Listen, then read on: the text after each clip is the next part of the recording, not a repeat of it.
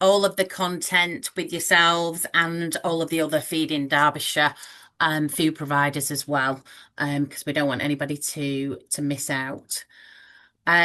So Well, as hopefully I to get explained to. in the So last what we got? sessions, We got um, an airbag kite. Oh, yeah. oh, can I just remind you to put to mute, please, because I can just hear some. On the. Do we- Sorry, Charlotte. Can I just say I'm on my own today, so if I do need to dash off, I will be back. All right. Charlotte, you're on mute, dog. Right, I'll stay off mute. Yes, if anyone needs to nip off, we totally understand. We know it's a different day now than the original session, so it might be some of your delivery or days when you're open. So don't worry about that at all. Um, I was just giving a little bit of background to say the sessions came about from some work that we were doing with DCC, obviously as our funder, and Foundation Derbyshire, who have provided grants out to most of yourselves. When we realised that funding was beginning to become more scarce, and therefore we needed to run some sessions on things like budgeting, supplies, etc., which are the ones that we've already done. One of the other, a couple of the other areas that were identified as areas for support were fundraising and volunteering, and that's what we're covering today. Um, in today's session. So I'll just quickly go on to the agenda. If you could click onto that, Paula.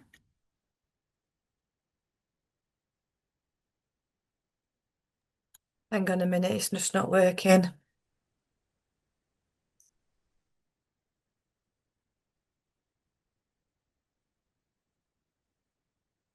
Just before Paula gets the agenda up, there's obviously quite a few of us in the session today, so we're not going to do individual introductions. But it would be really nice if everybody could just pop their name and where they're from in the chat, and then people know that for the future. And also, if you want to ask any questions, feel free to either ask them at the end of each presentation or put a question in the chat if you think you might forget it. So here's the agenda. So Paula and myself are going to speak briefly in the fundraising session, so the first session today, and we're going to talk about food and cash donations using some examples and good practice from yourselves, from the projects that we know that are out there in Derbyshire. We've then got three guests, which we're really, really grateful for. The first is Sarah Paisley from Derbyshire Dales CVS. And Sarah's going to do a presentation about fundraising, different opportunities that are out there, and also the support that your local CVS will be able to provide to you. Any questions then on those two sections, feel free to ask. Then we're going to go into the volunteering session. We have Holly from South Derbyshire CVS, who is going to speak about their experience and also the good practice that they provide as a CVS around how to attract, retain, and support volunteers, and particularly using their food bank as an example. And then last but not least, we've got Mel Hanny, who I don't think she's here yet, but she's going to be joining us later, who is from Derbyshire County Council's mental health team. And she's going to talk about the support that's available through that team to the voluntary sector and obviously to the projects within Feeding Derbyshire. And then some questions to Mel, if you have any. And then we'll close and get some feedback. And we've got some useful resources at the end of the presentation that, again, will be on our website. So without further ado, shall we go into the next slide, Paula, and that's over to you?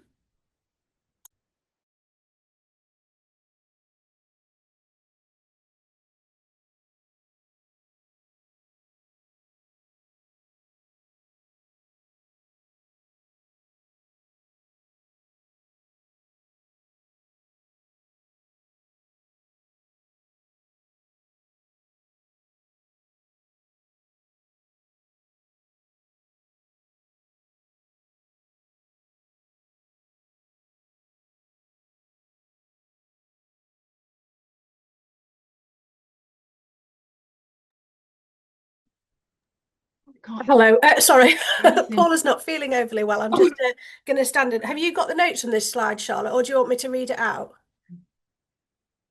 Oh, you're on mute, Charlotte. Sorry. It's okay, Laura. I'll do it. It's fine. Are you okay to just click through though? Yeah, of course I Can you can. be Yeah, able, no problem. Yeah, can you be our designated clicker? absolutely. Okay. So, as I said, a lot of this information is what we've gained from yourselves, really. It's not, I think as I've said in most of these sessions, we're not the experts, you are. So we've pulled together some examples of obviously what you all do locally, whether it be harvest, Christmas festivals, to try and get food donations, or food drives, going to obviously those are at the supermarkets. Um, so they're just a few examples, obviously, of what many of you do. We know that if you're not already doing the Harvest Festival around schools and churches, that's definitely one to get into. Some of the food banks, I think, actually get the vast majority of their ambient foods through Harvest. So definitely try and tap into that one. Um, Also try and connect up with any local businesses that might be doing food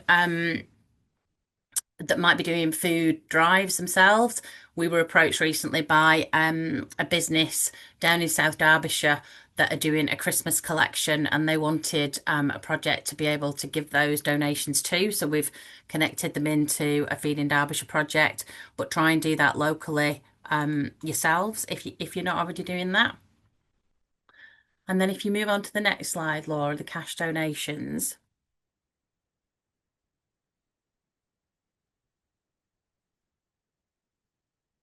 So again, these are some examples of things that projects are doing to bring in, I suppose, hard and fast cash into the projects. Um, One is regular giving, which I'll go into a little bit more detail in the next slide. The other are fundraising events, so sponsor things specifically for your food bank or food pantry, charity events, and then also legacy donations. So if you click onto the next slide, Laura.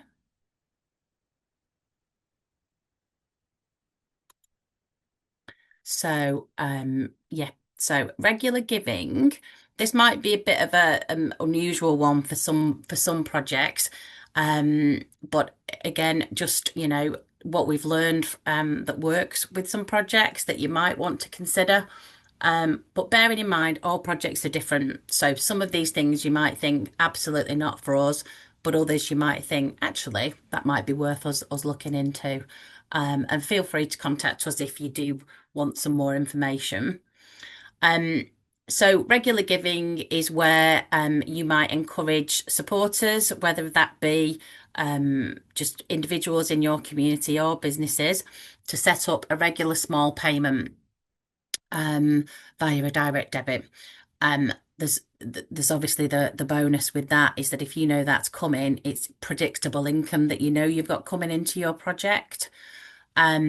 What some of the projects that do that then offer to those regular givers is regular newsletters, emails, videos showing the impact of what they are giving, a thank you letter, Christmas cards, that kind of thing.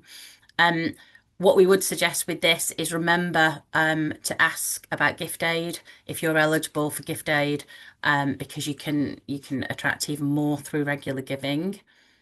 And on that slide there are just some examples. They're not necessarily all relevant to your projects, but we do know that where a project links something tangible to the amount that someone is giving, it's even more successful. So if someone's giving £5 a month and you can say your £5 per month is directly supporting X, Y, or Z, it will hopefully bring in even more regular giving.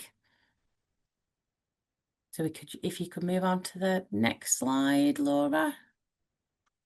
Oh, community fundraising, we're already on that. So this is fairly self-explanatory. And again, some of you may already do this. At RAD, we actually, a couple of years ago, had some local teachers working in some rural schools who were interested in doing a fundraising walk. And that's a really good example of this. They wanted to do it. We supported them with some comms and did a video along the way. And it raised about £1,200 that we were then able to provide back out to projects in the areas that they did the walk. So it's often down to your volunteers and whether you've got somebody that's interested in doing something like this. I know Jenny, you're here, who were the former mayor of Chesterfield, and when you were mayor, you had some people doing some really exciting things like what was it, coming off the town hall in Chesterfield. So they are really good ways of bringing in quite a lot of fundraising, but obviously time consuming to organise. But something again for you to consider. Just on to the next slide, Laura. So I won't talk too much about this because I know it can be sensitive, but again, we do know that some projects have been approached by people within their community who want to provide a gift from their will. So I think our suggestion there is to just make sure that you know what to do in that situation if someone was to approach you. Some projects have actually popped words to the effect of as we've put in this slide in their newsletters. But as I say, it's something, not to necessarily go out and push because that's not appropriate, but bear in mind, you may be approached at some point, and others have done that. So just on to the next slide, Laura. And yeah, so this is the sort of bit of a summary really of what I've just been through. So try and maximize the communication channels that you're using to bring in, whether it be food donations or money donations. Use some real stories. I think we all know that, don't we? The case studies and real life examples pluck at the heartstrings, and I think that brings in the more donations. The third point there, be careful and clear when you're making a claim. So, the example we've used here is where it says your £10 will feed a family of four for a week. That actually, sometimes it's not ideal to say that because, other funds that you've probably got coming in will be subsidising that too. So it's better to say, we'll help feed a family of four, just so that you don't get caught in any tricky situations. Making donations as simple as possible. Obviously, that's a given. You want people to be able to give as easily as possible, and building local partnerships, which we know many of you do now anyway. But they're just some of our top tips. So I think that's the end of our little section, and it's over to Sarah now, if Sarah's there. Hiya, yeah, I'm here. Yeah, thanks, Charlotte. Yeah, no, thanks. Nice to see everybody. So as we said at the beginning, I work at Derbyshire Dales Council for Voluntary Service. So we cover the patch in Derbyshire from Hathersage down to Doveridge. But there will be somebody like me in all of the other CVSs in your area, whether it's Chesterfield or whether it's Bassetlaw and Bolsover or High Peak or wherever. So our sort of suggestions are to use anything that's available through someone like me, but wherever you are in your particular village or town. Book on to any kind of workshop that we're running, sign up for any sort of newsletter or bulletin. Active Partners Trust, which straddles Derbyshire and Nottinghamshire, they have somebody called Edwina Archer, and she does a fantastic funding newsletter. I think it's almost every month, but I would certainly recommend signing up for that. Keep an eye on your local funds, such as the kind of councillors or the public health locality funds that usually come around once we're into the new financial year. In the Dales, they normally start advertising them in kind of May or June. And again, your CVS might run a small grant scheme. And then there's Foundation Derbyshire, who I'm guessing you may have all met before, but Foundation Derbyshire have had funds that have been specific to kind of food related projects, but they also always have their general fund where you can apply for up to 2,500. So that is that slide, please. So go on to the next one. Thank you. So I've just popped a few resources onto here. The first one is 2 years old, that food aid one from the National Lottery, but it might still be of use. It kind of gives you ideas of like what to think about, what ideas have other people had about, connecting with local employers, whether or not they want to support your local food project. The Trussell Trust link, that is a tool from Turn to Us. So that's about supporting individuals. So that's not about grants for your food project, but it might be, might sort of be relevant for you if you do any of that kind of one-to-one work with anyone who comes and uses your project. The 360 Giving link, that is a search tool. And so you can see where other projects have got their money from.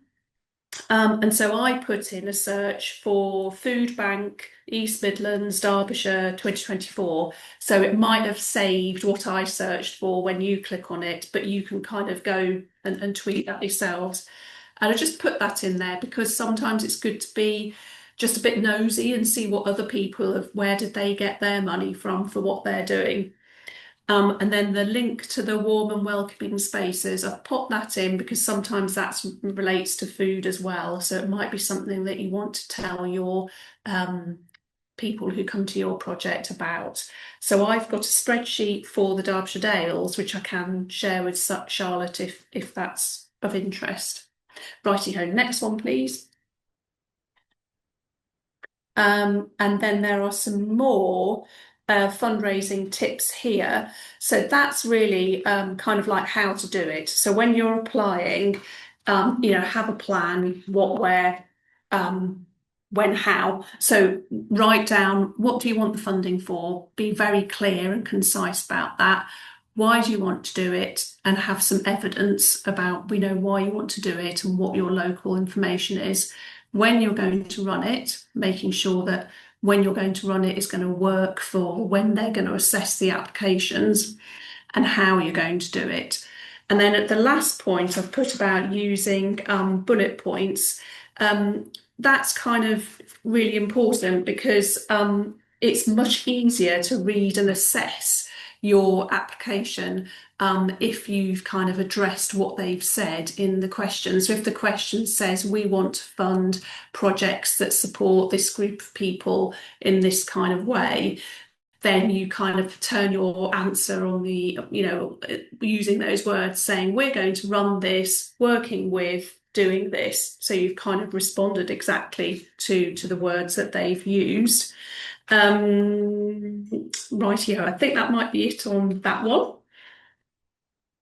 Yeah, oh great. And then there's some more links here. So the Funding Central link at the top, that's free if your income is up to 30,000 a year.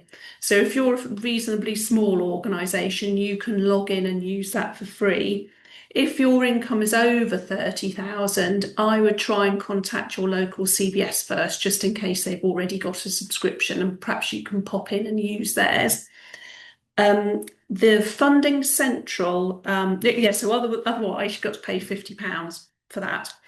The Grants Online is a subscription, so you can kind of use I'd hop on and have a look at what they've put in their latest news, and then you might find something useful there without having to subscribe.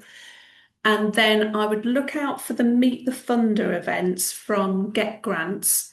So coming up in the new year, they've got a Get Grants session with Severn Trent on the 8th of January. But you can also watch all of their recordings. So they've had a Tesco Stronger Starts one in November and a Clothworkers one as well in November. So I just put those on there. And then again, just keep an eye out on your local CVS because we're meeting tomorrow to go through our plans for 2026. So part of that will be when are we going to book the lottery to come and give a talk? When are we going to book Foundation Derbyshire to come and give a talk as well? So I would, as I say, just keep an eye out on local organisations. If we go to the next one, please. Oh yeah, so there are some links there as well.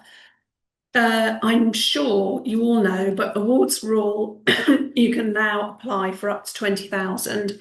So you can do that for over 2 years. So it used to be up to 10,000 and just 12 months of funding, but now it can be 24 months. So I would have a little look at that. The Asda one is closed at the moment, but I'm sure that will reopen again in 2026. There's a Greggs one, Morrison's, Severn Trent. So new project funding. And again, I would kind of advise trying to hop onto that webinar in January. And if you can't do that, then certainly keep an eye out on our website because we will be booking a separate session with them as well. And then Charlotte's got her Feeding Derbyshire funds as well on the bottom of that one. And our next slide, please. Yes, and then I've put a few others there. So you've got the HAF project, which it is, so you have to be working with children and young people for that one, but then you have to be running a holiday activity, but there is a strong food element to it. Then I've popped Garfield Western on there. So with Garfield Western, I would do the eligibility quiz first, and hopefully that's the first thing you get to on that link. And so if you are trawling any of these search tools, I would also always try and find the page on the website that says, are you eligible? Because then it just saves you time. Because sometimes funders will only fund a registered charity and you want to kind of find that out first before you go any further. I've put the Bingham Trust on there. So that's small grants up to 1,000. So Bingham is a Buxton-based trust, but it will fund anything in the SK17 postcode, which would include Tideswell and surrounding area. So, that's one to bear in mind if you're kind of High Peak way. The Rotary Club in Bakewell has a closing date of this Friday, and so that's grants up to 500. So it's possible that you have the Rotary Club with a similar small pot in your area. I've put the County Councillors scheme on there. Because the county councillors, they will all have to spend up their funds by the end of the financial year. They're not supposed to carry anything forward. So that might mean one of two things, really. One, that they're all spent up in your area, or two, they're really looking for projects because they need to get their money spent.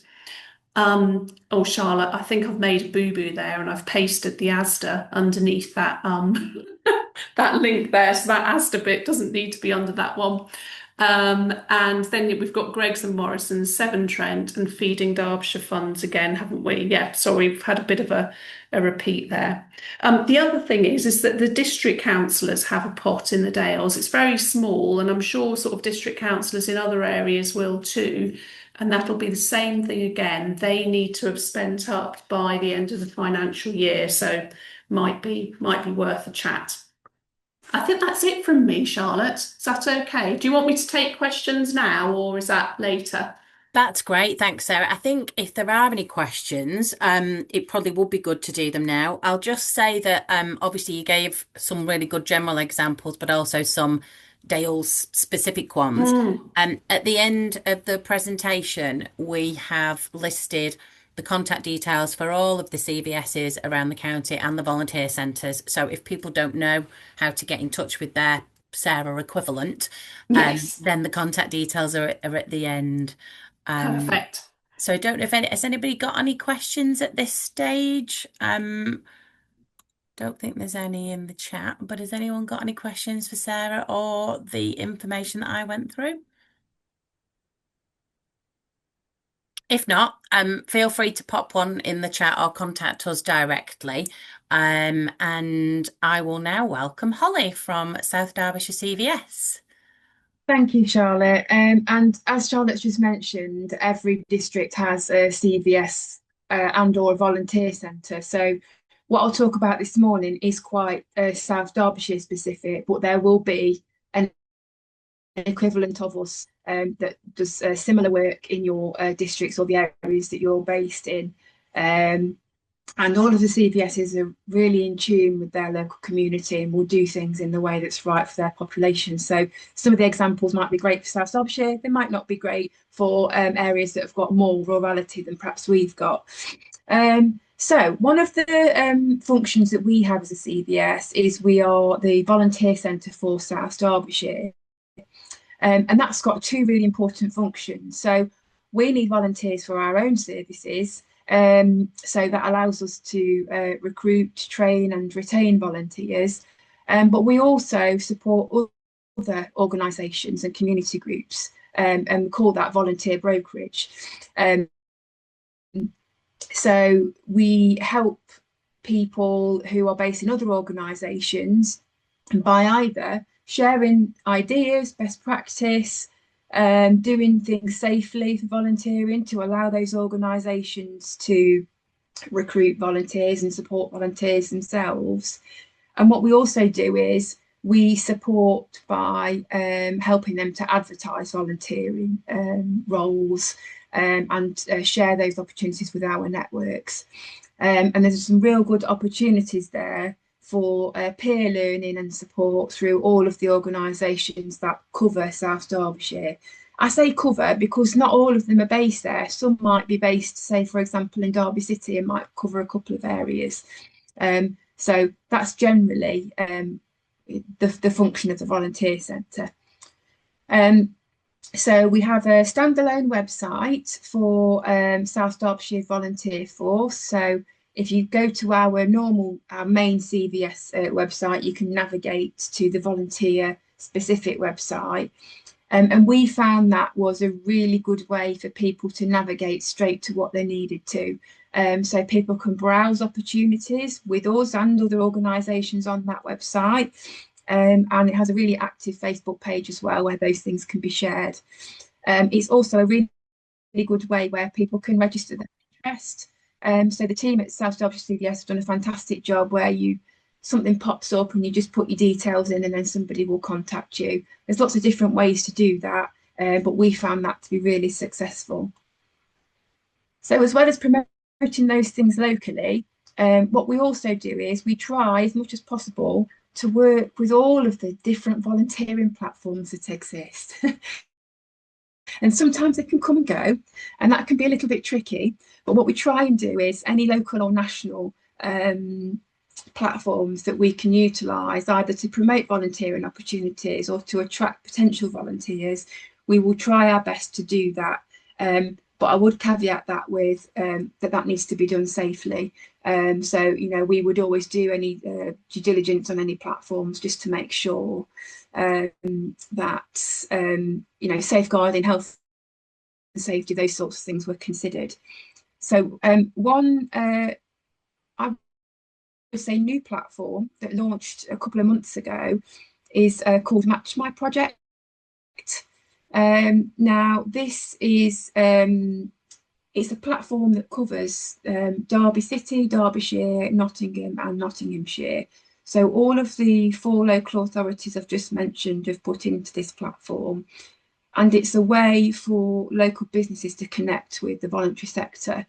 So that might be something that you want to consider. We're just looking into it at the moment.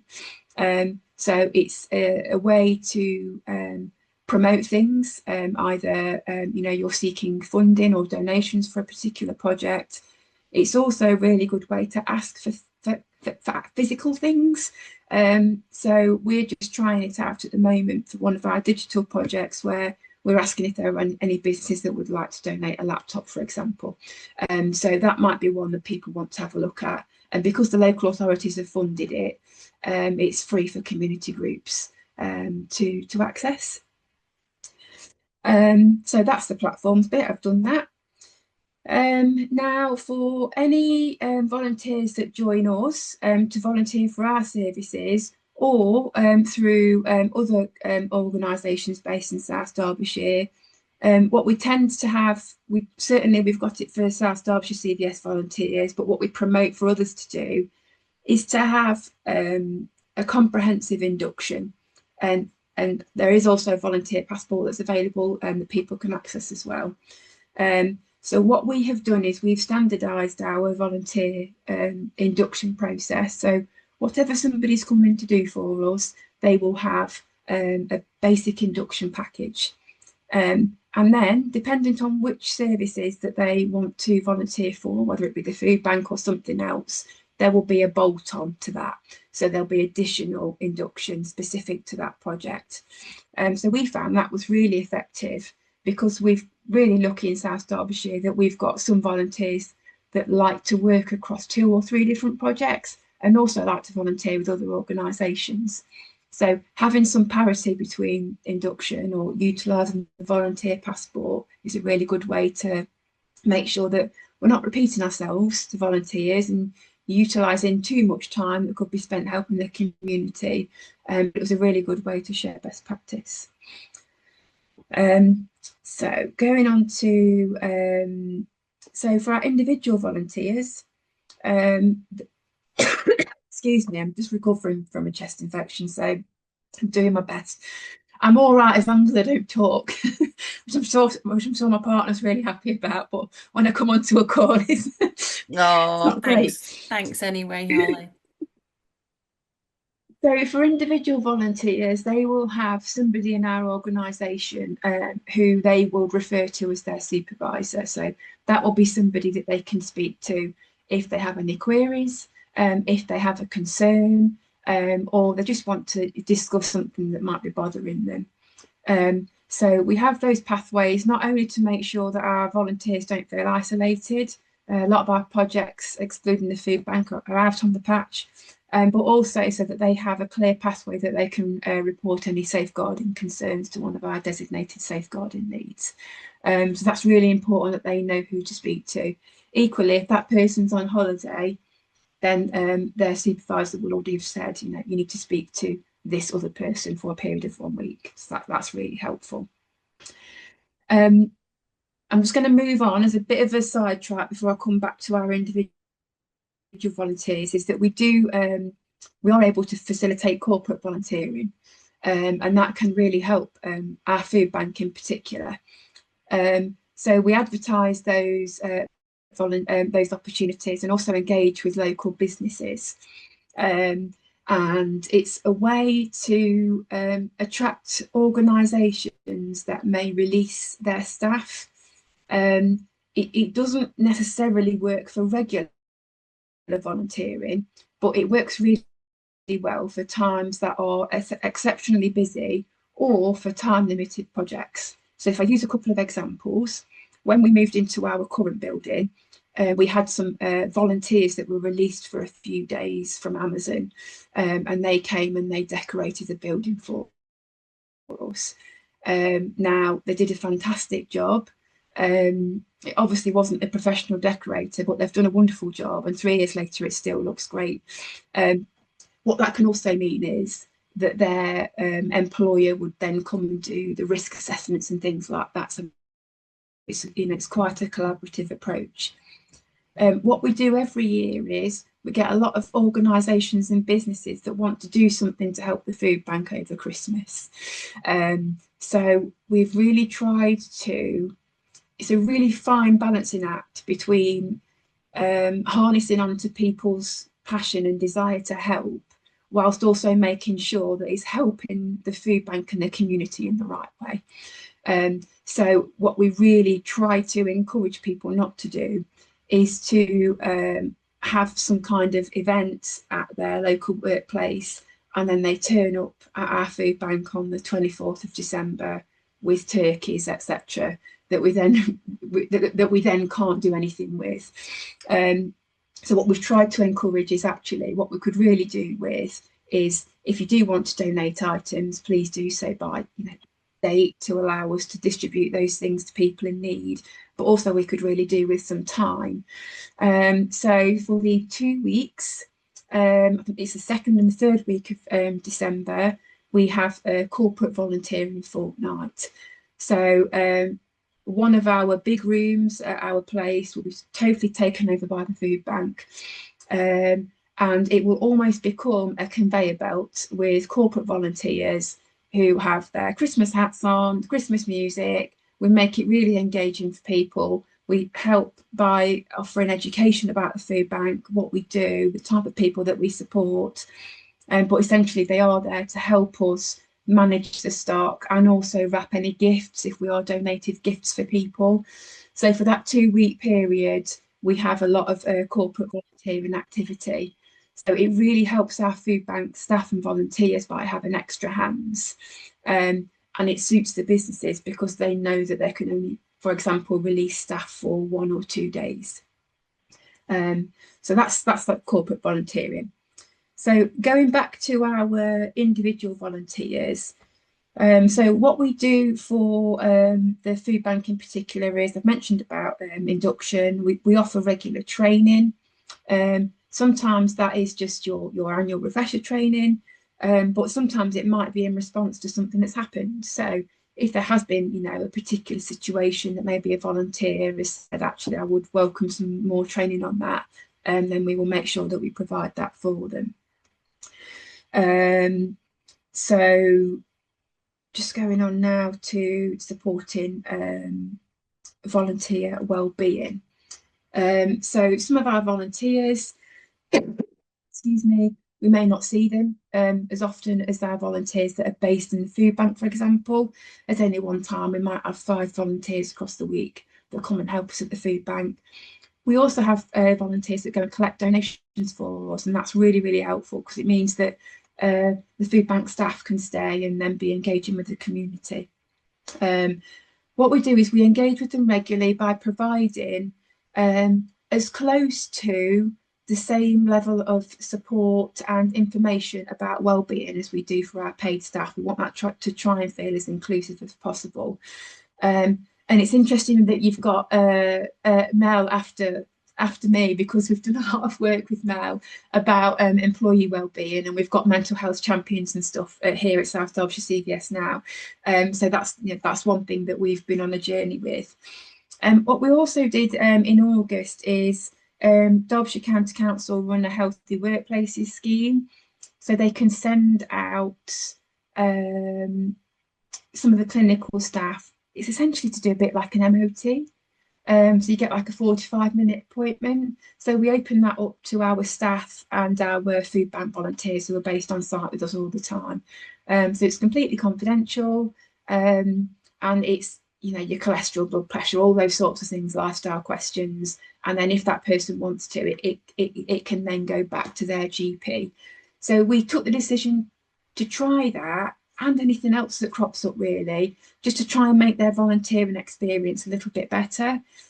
We also know that people who work and volunteer can sometimes struggle to get access to health appointments. It's really difficult. We will all know here, if you're working or volunteering between the hours of 9 and 5, trying to get a GP appointment can be really difficult. So what we tried to do was look for things that could proactively support volunteers' health. So that's just one example of something that we've tried to do. And then the last point that I wanted to make was about how we celebrate our volunteers. So each year we have a volunteer fair, which helps us celebrate volunteering in South Derbyshire, and also, you know, really help our partners, organisations advertise their volunteering opportunities. And we also have a celebration event in September every year. So we actually apply to our district council to fund that. So we've just done the 3rd year of the format that we've got at the minute. So we go down to a local venue for a couple of hours. We put on an afternoon tea for people, and then sort of in the 2 months prior, there is a nomination, and we give out certificates and stuff. It's just a way to say thank you to our volunteers, not just ours, but other people's, for other organisations, and also to celebrate those individual achievements. Most volunteers, as you will already know, I don't want to teach people how to suck eggs, but they're not in it for the thanks. They do it because it's the right thing to do for their community. And we know that it supports their well-being, but I think it's really important to have something where we can sort of express thanks. So we do that. And my final point before we go over to questions is publicity. So as well as celebrating our volunteers, we utilise our volunteers' achievements with their consent to raise awareness of the food bank. So we're so very lucky in South Derbyshire. One of our volunteers, Neil Potter, he's famous, so he doesn't mind me name dropping him. Also known as the Bean Man, has his own Facebook profile, has been on East Midlands Today, managed to draw attention to Heinz of our food bank. He essentially goes around in a Heinz baked bean costume. He collects items for the food bank. He raises awareness. He goes with us to local schools, and he also collects cash donations, which he purchases things for. So working in partnership with him as one of our volunteers, to be able to, you know, utilise the following that he's got to raise the profile of volunteering and the food bank in South Derbyshire has really been a gift. So we can't take any credit for that, because Neil is a driving force in South Derbyshire, and he does that for us and a couple of other projects in the area. So, but that's something that we found really helpful. So, you know, we definitely do, you know, put things on social media such as we would really benefit from XYZ items in the food bank. But actually, it's been really helpful to put a spotlight onto the food bank volunteers as well with their consent, because it's really relatable to people that may want to give their time or to bring a donation, and it just puts faces to names, and it just makes the stories a little bit more real. So that's all of the notes that I had down. I don't know if there are any questions. Anybody got any questions, or maybe just even comments for Holly? Let me just have a scroll through and see. I've made quite a few notes, Holly. There's some things in there. I know I won't put you on the spot, Tracy, but I know you've been doing some really good social media at Oscari recently, where you've done some spotlights of volunteers. And that it's really positive, isn't it? Because like you say, Holly, it's celebrating them, but it is actually raising awareness of what you're doing as well. In you know, is doing it in a new way rather than the kind of same old communication. So yeah, I think people are doing it, but a lot of it is down to the volunteers themselves, isn't it? Who's got the, you know, the IT skills and the capacity even to be doing things like that. But Oscari, if anyone's had a look at their Facebook recently, I can see. I think your camera's on, Tracy. I can see you. Yeah, yeah, you're there. But yeah, have a look at theirs. I know there was a young guy that was on your Facebook just last week, maybe. And then I think the other thing that's really interesting is I'm not sure what some of the other projects think, but that corporate volunteering fortnight seems like a really good idea, because I know that the projects get bombarded at this time of year, as you've said. And it is a really fine balance, isn't it? To not appear ungrateful, but at the same time for it not to send everybody into chaos. Yeah. And we found that by having that, it is a jam-packed fortnight, but limiting it to that and having it in December, it's kind of ticked boxes for everybody. And you know, we've also learned through that you know, to have a plan B and a plan C. So if it is that, I mean, I think the first year, the week one volunteers, they smashed through everything that we had for the 2 weeks. So when it came to week two, it was actually thinking of other things that they could assist us with, because we still wanted them to come down. So, you know, judging how many people that you need. I mean, we also will welcome interns with experience, those sorts of volunteers for, you know, on a real short-term basis throughout the year. Can I just add one thing as well that I forgot to mention, Charlotte, because it's happening next week, that I'm sure that a lot of the fire services, the local teams in the areas, so for Swad Fire Station, they have an event every year where they go outside Morrison's and they fill the fire engine full of food, and it's a big thing. And then they've physically, the firemen pulled it down the high street once, and it was a real spectacle. And but they do that every year, and then they donate the food to us. I think they go to a couple of supermarkets, but something like that, having something, if you can commit to something for maybe 2 or 3 years, so that it, people recognise that then in years 2 and 3. So I think, oh yeah, I remember that from last year. Maybe I'll get involved. So just wanted to have a shout out to the fire service as well. Yeah, that sounds really great. And Sarah's put something useful in the chat as well.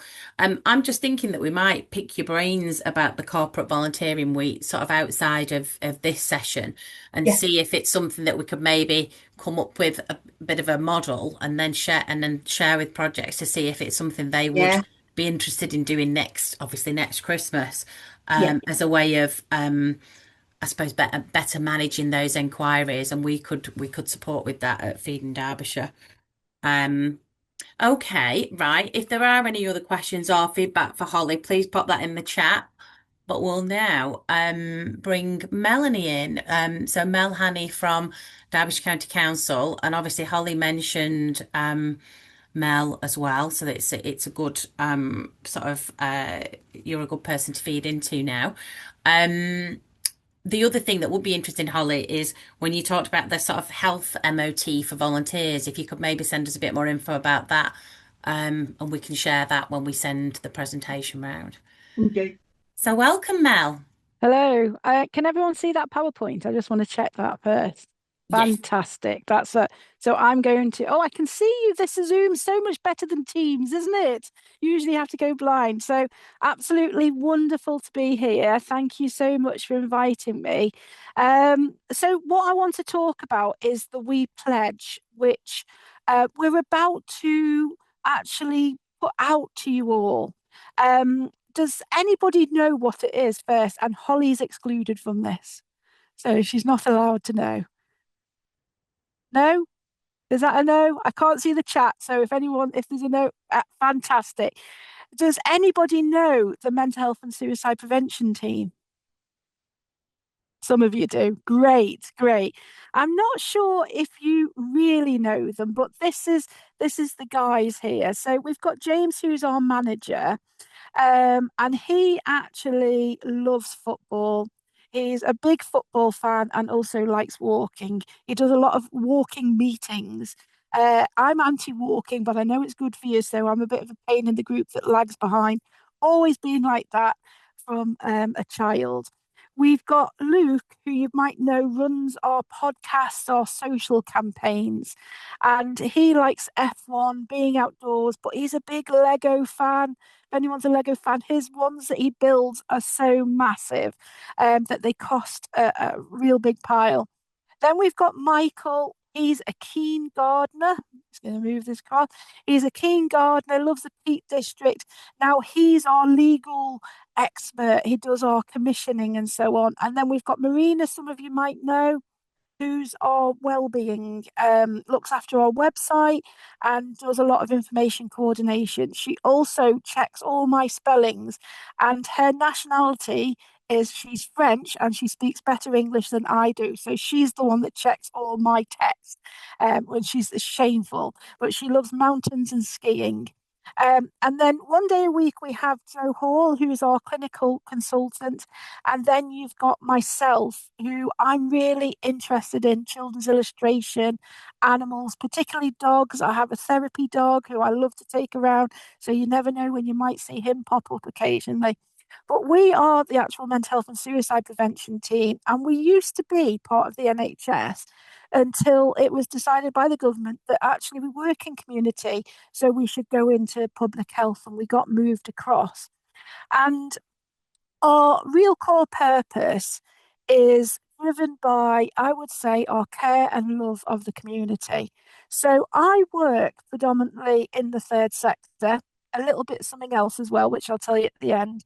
But predominantly I work with the third sector, and I feel I get so realistically my paycheck from the local authority, but I'm your team member, and that's how I like to be. And we are motivated by love and care of that community and across the whole of Derbyshire.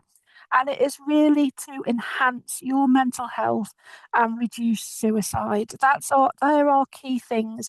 And however we can do that, we'll give it a go. We will absolutely give it a go. And it could be through our campaigns.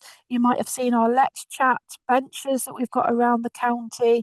It could be through the advertising that we do on the fire engines that are out, or our digital bus signs. It could be through wellbeing services, which is part of what the We Pledge is. If it works, we're going to give it a try. We're going to do that. So why am I working in the third sector, which is your sector, the charitable and the voluntary social enterprise sector? Because it came out, and this project has really changed a lot because it's fed back by you. So I don't own this, we don't own this, you own this, and your individual organiser owns this. It is bespoke. But just after COVID, it came out that somebody shouted up from the sector and said, we need support for the volunteers and the employees from the sector. And we didn't really know at that point how difficult it was. I mean, we know it's difficult and we've become much more aware. You're working with funding projects, you're working with vulnerable people, you are part of the community as well. So, divorces and bereavements and difficulties in life and money problems, they don't miss us out just because we work in this sector. So we know that we're people as well, but part of this sector is also that you care. You're in the sector. There's no doubt about it. It's because you're caring, compassionate people. And with that, you put other people first. And that's really clear now from all the work I've done. You have sleepless nights, you listen to their stories, some of them are very sad, and you feel that. But some people can't even get mortgages because they're on funding projects that has endings. So we know it's really, really challenging, but we know how vital you are to the work for the work that you're doing across the community. So you are our gold people, you're our heroes and working under such difficult times. So we really understood that. We thought, what could we do? And to start this off, as a therapist, I just went in there and I thought, well, we'll offer therapy. We'll offer immediate support to anybody. Well, there were so many people, it was just impossible. So we started to think about how we could do this, but make it really important because therapy just doesn't suit everybody. Sometimes you don't need it. Sometimes you might need a little bit more. You might need medical intervention. Sometimes you might just need to just tell somebody or chat to somebody, or sometimes you might just need some practical advice or know where to go. So how could we do this? So slowly, we started the We Pledge initiative. And the We Pledge term, again, came from the sector. Quite often I'll go, what about this idea? And they'll come back and say, I don't like that, Mel. Buy it. This is a different idea. And it's actually grown through a sort of collaboration with the organisations I've worked with. I think we've all got coughs and colds, haven't we? So it really focuses on the fact that we want leaders, we want organisations, we want you to actually prioritise people's mental health in the organisation. So, and we want you to prioritise your mental health, which is really challenging, I've found out, to start changing that way of how we think about it. We put everyone else first, like I said. And the way we've managed to do that is through a bespoke basis. So what we offer is we offer training. So this is just a little list of what I call off-the-shelf training. So this is training that you go on and whoever you are, it's the same for everybody. But also what we offer is bespoke mental health training. So we'll be sending out a survey. And on it, it's not to just check anything and not for you to hear anything back. It's not one of those surveys. What it is what you put on there, what you think you need, which is a confidential survey. It comes to me. You don't need to know, I don't need to know your name or any email or anything like that. It comes to me. You can put on whatever you want. It is a survey where you don't need to complete all the questions, they're all optional, and it just asks you about things about your mental health and what you feel you need that we could provide. On top of that, the survey doesn't ask you, would you like a 5-star hotel holiday in the Caribbean? Because we can't provide it. So what's really good about the survey is it asks questions. If you give us the answer, we can do something about it. So it's a very much action-based survey. So do treat it with what you want. And because what you put on there is we can offer bespoke sessions. So just at the bottom of that page there that I'm showing, you can see I've already presented so many different diverse sessions, from really, really obscure, where I've had to go and do some research myself to find out, such as how to keep mentally well in the forest. Something I'd never really thought about. Remember, my walking things are not the ones for me, although it should be. But it could be just feelings about feeling good enough. I don't feel good enough. There's questions there where we ask about, do you smoke? Do you drink? Do you take drugs? Do you vape or whatever? However, we don't force you to stop those things, because sometimes those things might be the thing that's keeping you going with your mental health. So we ask you, would you like any support with them? And quite often, sleep is quite common at the moment. And so, that is one of the things, and boundaries is a big one in this sector, that, how to stop thinking about people, how to stop working for 18 hours a day, how to balance your work life, and so on. So they're all bespoke to you of what comes through from that survey. We also offer a variety of activities. So, as part of the We Pledge, when you sign up, you will have access to our Joined Up Care activities session. Now, has everyone heard of Joined Up Care activities? Maybe you have, maybe you haven't. And basically, these joined up care activities were originally for the local authority and NHS workers. And you will do the most valuable work equal to what those people do. And so I asked the question and said, I think they should all have it. So if you're an employee or a volunteer, you can have access to all our joined up care activities, which vary. It's sort of designed by a team that work in term time. It's password protected, so we need to tell you the password every term time that it changes, and we can do that. It's driven by what is felt is needed. So when I first started the We Pledge project, I got an awful lot of requests for menopausal support, as an example. And I was delivering it as a bespoke session. So talking with lots of different people about this, because this was coming up. It became very common across different organisations that I was running. So I handed it over to the joined up care people, and they've now put a fantastic platform of different activities on, from, speaking to a doctor as a group, asking the questions you want to ask, right the way through to just meeting as a group and so on. So you can see there's lots of different things there, and these are all free. So it doesn't matter as a volunteer if you do 1 hour every month or you do a week every month, doesn't matter. These are all free for you. And also very useful for attracting volunteers as well, to say that you've got the We Pledge and that you've got this offer and there's bespoke sessions of what you might need. The other thing is, we can have online bespoke sessions. We can have face to face. I love, because I get to meet you all. I usually get a cup of tea as well. That's a little hint. And or we can actually do it for a couple of you. So sometimes we might do it for managers only first. We might do it for 3 people. We might do it for a group of 30. So it can vary. It varies, and it varies if you put it on your survey. If you say, I'd really love this in small groups, because I feel overwhelmed when it's all large groups, and we'll try and work through that. So it really is bespoke. We also offer a handbook that has lots of different things in, and I present it. And the reason I present it is because we're all at fault of getting these textual materials, and we might skim it. if we're lucky. We might just look at the title on the front page, but ultimately, making time, again, those boundaries of where we're making time for things that are useful for us, we usually stick on the shelf.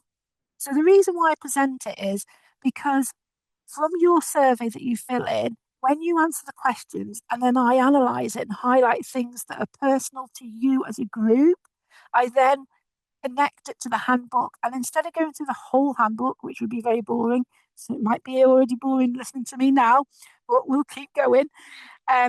If we go through the handbook, I point to the things that have come out in the survey for you, because that is when it becomes interesting. People are interested in things that are relevant to them. And so that we know when we present it, when we do it to this specifically for you, that might sink in a little bit longer so that you'll know that if you need support in that area, then you know where to go. It's also got some breathing techniques, it's got some colouring things in there. So it is quite interactive where you can actually work in it and it becomes part of you and you're empowered with your own mental health and with friends and family's mental health because you'll know what to do. We also look at coming back and doing the survey. And this is not to check on how good you've been. This is actually to see did this work? You know, are you did you put that boundary in? Did it improve your sleep? And if it doesn't matter. What we'll do then is we'll take those survey results and we'll try something new and we'll see if that works. So it's really, really about trying to empower you to be look after your own mental health and well-being. We also, if anyone hasn't been to this, we also have our employees and volunteers, I will say, conference and exhibition. And we've had our second one now. And it's where we get a chance to try and start letting you see that all the things that you're part of now, so when you go and see in a community centre, art activities, or there might be yoga, that can be there for you too, that you're important there for you too. So we very much focus it all on what is for you. And last year we offered fantastic tasters of drumming. We had stalls and signpostings for you, not for your service users or for the people come in, for you to actually start thinking about that. We had mindfulness sewing that you could try out. We had Tai Chi and Rosleston Forestry in the Forestry Centre outdoors. It was beautiful. And so we had a great day. So we put this on pretty much every other year. And it's also a chance for you. It was quite interesting because the first year I asked for employees and volunteers artwork to give it a go. Everybody wanted to send their service users artwork. And it's no, what have you been doing? When did you pick up the pen? And you know it works because you're the ones that actually saying, do this, do that. Yeah. So we know it works and we want it to work for you too, because remember what I said, you're like our goals. So also at the end, you get marketing material to say as an organisation that you're part of the We Pledge. We're about to go into 2026, so we're redesigning that now. And we can promote you. You can use it as a promotion. So if you're short of volunteers or you want to use it as training, you can have it as an induction and say, this is what we do as part of a We Pledge. If you have enough people or if there's just one person coming in, you might want to say, Mel, is there any way you could help us with this or that? And you have contact with our team. So that's there. You also have access to all our campaign material. So if you feel like you want to celebrate Suicide Awareness Day, you can drop into Luke's folders and you can pull out all his promotional stuff, knowing that it's been checked and it's secure, and you can just send it round. So there's lots of different things. We also have things like Orca, if anyone hasn't heard of that, where you can access all the apps that have been tested to be valid. Some are paid, some are free, but if you click the little button that says free, you can have all those apps, which is for mental health and well-being. But this is all explained to you once we get going, because there's no point me telling you things that if I go to some people, for example, I've worked with an organisation where literacy skills is quite poor. However, the work they're doing is so valuable. Then things like apps where they can't engage with that is not useful. So it's about really making it useful for you from what you tell us. Um, so the organisation, what we hope for is that they appoint a trained mental health champion. So we are collecting mental health champions at the moment. And this is so that we can put on some training where that champion, whether it be a volunteer or an employee, actually promotes good mental health awareness. And it could be that they start a book club. I've had some organisations and they haven't realised until we started the sessions that they've got basically a whole band, and they've put a band together, a musical band, and now they have band sessions and play it, or they might do walking clubs and things like that. So that mental health champion will work with the campaign material we have. It wouldn't be strenuous. It can be as little as you want. You can just drop in there and 4 times a year just send round a simple email with some of our campaign material on. Then you'd have a mental health first aider, which is for employees and volunteers. It is not for service users. So it's for you, again, reprioritising you as being very valuable. The plan would be your handbook. Being part of it already would start to reduce the stigma of mental health that we're still fighting against. Just be attend our suicide awareness training. All of it is free. Just want to empower individuals to prioritise their mental health, whole host of resources, and evaluate whether it works or not, because there's no point keep going with it. If it doesn't work, then we need to try something new. So this is actually open to the whole of Derbyshire for the third sector. It doesn't matter if you're 2 people doing fantastic work in a broom cupboard. That does not matter. It could be a little organisation, a part of you. It could be one of your larger organisations. It's particular about you. It's about working with you to make you feel mentally well and be aware. So it starts with a step 1, which is to register. With Paula and Charlotte have done that. They've registered. And then we've got a survey. Now, if you see there, it says chat, cup of tea, cake. This is because we don't necessarily have to do a survey. We can actually just sit down and have a chat and see what you would need. We could have a cup of tea and I've put the cake on there. That's another hint now. I'll bring biscuits. But it's just basically, survey isn't, as I said, like a traditional survey. It is to really just find out what you need and what we can provide. And it's set up so that we're not going to give you that holiday, unfortunately, not this year. We always hope though, isn't there? There's always hope.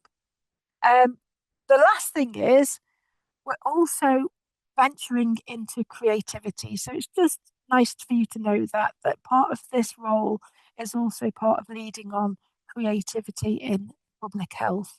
And we know that that's used a lot as well. It's used in how we disseminate information. It's used in wellbeing sessions across the county and community centres and so on. And so it's all getting wrapped up into one. So thank you. I hope that was okay for you. If you've got any questions, I'll stop sharing, come back to you now. Thanks very much, Mel. Just before I ask for any questions, it might just be worth confirming, because obviously there's a lot of information there, but the next steps really are that we'll send a summary of all this out to all of the food providers, and then there'll be the link to do the survey. Yeah. And that is it's a bespoke survey, so that's just for Feeding Derbyshire food providers.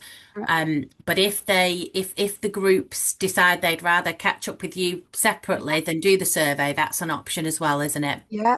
And Yeah. I think you're going to, if I'm right, Charlotte, you're going to put my email address in that survey. Yeah. So if you just want to chat to me individually, that's there as well. So yeah, don't see it as a survey, as in, like I said, there's quality assurance. See, if you don't feel it accessible, just come and drop me a line. Let's have a chat. Can be online, can be face to face, doesn't matter. Well, if you want to just drop it, any information back, feel comfortable to connect to your name. It won't be shared with your name. If you feel comfortable, you can drop it back to me as well. So it's just to get the information so we can start that role of thinking what you want and trying to get those sessions in place and provisions in place of what you might want. Yeah, yeah, absolutely. I think that's brilliant. And it's it's totally there for the food projects, and Yeah, things could be similar, you know, from project to project, but they could be really different as yeah, well. So we're hoping that, you know, people will access the support that you've already got that you showed, but also that there'll be some new support as well that yeah, might be specifically needed by the food projects. absolutely, absolutely. You just write that down and I'll do my best to deliver that. Okay. So any questions for Mel? Can't see any hands up, any questions in the chat. Obviously, there's a lot of information there, and we will send it back out. So if people think of anything or they're not sure, just get in touch and ask us. So Laura, are you still there to just put Yeah, I am. Do you want me the to put back up this? yeah, can you start at the green one? There. 17. Let me just that one. This one. Useful Yeah, context. Yeah, that's perfect. perfect. So, thanks everyone. Thanks Mel and Holly and Sarah. What this slide here is some contact details for the CVSs. So, Sarah's equivalent organisations and Holly's. So we've sort of separated them there for volunteer support and volunteer and fundraising, because some of the organisations are different depending on where your project is located. But all the links are there. If you're not sure who to contact, please get in touch with myself or Paula. And if you just go on to the next slide as well, Laura.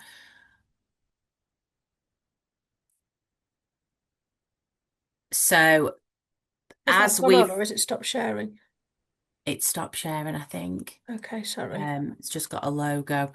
But basically this one is just to show that what we'll be doing with this presentation. And yeah, that's the one. So this presentation and all the resources from the first two, which were online, obviously the third session was face to face. They're all on our website. We're going to be updating and adding to some of those resources in the next few weeks and months.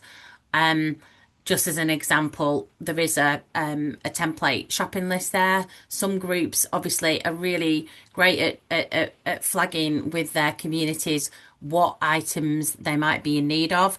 Others might not have done that yet. So it's just an example of that's there as a tool that you can take off our website and start to use for your own project.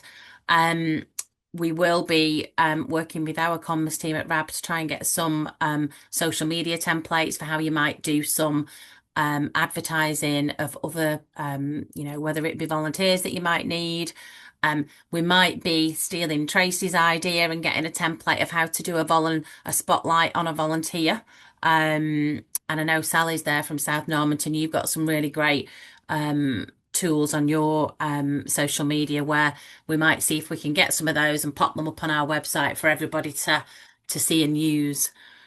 And I suppose equally, if there's any resources that aren't there that you think would be useful, then obviously get in touch. So we're almost at the end now, which is really just to see if there's any last questions or feedback. Thanks again for everybody coming along and being patient, given we had to rearrange this session. And again, thanks to Mel and Sarah and Holly for coming along. It was really useful. If there are any last questions, I can't see any raised hands or anything. Then you've all got a few minutes, hopefully, of your day back. Go and get a nice cup of tea or cake, as Mel kept talking about cake. And Thanks, Charlotte. See you thanks later. again. We're hopefully going to do some of these sessions next year as well. I should have mentioned that. And we'll be looking at the survey that we've recently done to see what the topics might be. So thanks again, everybody. Bye.